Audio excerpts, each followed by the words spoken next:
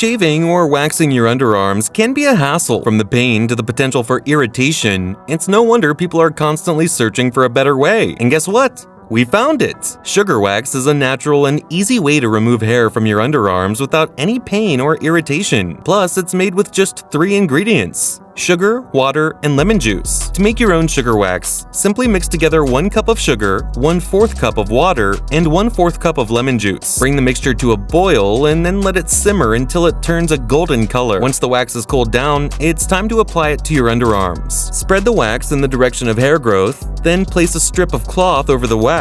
Finally, remove the strip of cloth in the opposite direction of hair growth. And now for the moment of truth. Let's see if this sugar waxing actually worked. Ta-da! Smooth as a baby's bottom. And I didn't even have to bribe a toddler to do it.